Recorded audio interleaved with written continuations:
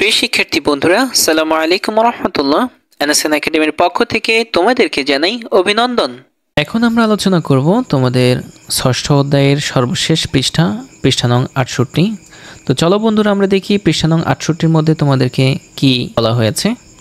তা আমরা এখানে একদম টপের মধ্যে দেখতে পাচ্ছি যে আমাদেরকে 3টি ইনস্ট্রাকশন দিয়েছে। চলো বন্ধুরা, আমরা এগুলো পড়ি। এখানে প্রথমত বলা হয়েছে যে প্রত্যেকটা দল সকল সদস্য সহ তাদের তৈরিকৃত খেলনাটি চালিয়ে কিভাবে বিভব শক্তি থেকে গতিশক্তির রূপান্তর হচ্ছে তা ব্যাখ্যা করো। তারপরে বলা হয়েছে এভাবে একে একে প্রত্যেকটা দল তোমাদের খেলনা প্রদর্শন করে শক্তির রূপান্তর, শক্তির নিত্যতার ব্যাখ্যা সহ কিভাবে খেলনাটিতে রিসাইক্লিং করা হয়েছে তা উপস্থাপন করো। নিচের বাড়ির কাজটি পরের সেশনে করে আনবে। তো আমরা এখানে দেখতে পাচ্ছি যে এখানে একটি বাড়ির কাজ দিয়েছে। তো মূলত এটি হচ্ছে যে আমাদের এই পৃষ্ঠার মেইন কাজ।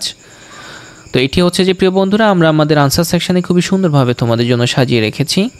এখন তোমাদেরকে নিয়ে যাব সেখানে, আর সেখানে যাওয়ার আগে বলে নিচ্ছি, যদি আমাদের ক্লাসগুলো তোমাদের ভালো লাগে প্লিজ অবশ্যই আমাদের ভিডিওতে একটি লাইক দিবে এবং হচ্ছে যে আমাদের চ্যানেলে সাবস্ক্রাইব করবে।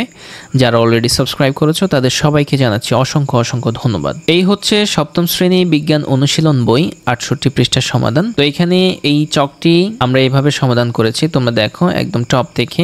আমরা এখানে দিয়েছি হচ্ছে যে যান্ত্রিক শক্তি, আমরা এখানে দিয়েছি হচ্ছে যে যান্ত্রিক শক্তি। এরপরে এখানে লিখেছি হচ্ছে যে আমরা এটি বিদ্যুৎ শক্তি। এরপরে এটি হচ্ছে যে যান্ত্রিক শক্তি, এটি হচ্ছে যে বিদ্যুৎ শক্তি। এরপরে এটি হচ্ছে যে যান্ত্রিক শক্তি, তারপরে হচ্ছে যে এটি আলো ও তাপ শক্তি, আর এটি হচ্ছে যে তাপ ও শব্দ শক্তি। সো প্রিয় বন্ধুরা, এটি ছিল হচ্ছে যে তোমাদের 68 পৃষ্ঠার সমাধান। আশা করি তোমরা বুঝতে পেরেছো, আর আমাদের সঙ্গে থাকার জন্য তোমাদেরকে অসংখ্য ধন্যবাদ।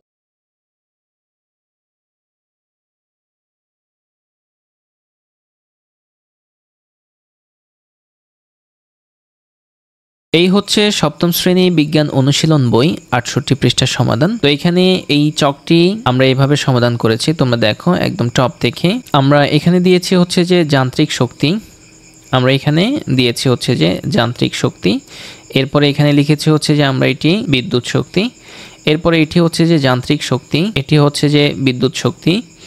এরপরে এটি হচ্ছে যে যান্ত্রিক শক্তি, তারপরে হচ্ছে যে এটি আলো ও তাপ শক্তি, আর এটি হচ্ছে যে তাপ ও শব্দ শক্তি। সো প্রিয় বন্ধুরা, এটি ছিল হচ্ছে যে তোমাদের 68 পৃষ্ঠার সমাধান। আশা করি তোমরা বুঝতে পেরেছো, আর আমাদের সঙ্গে থাকার জন্য তোমাদেরকে অসংখ্য ধন্যবাদ।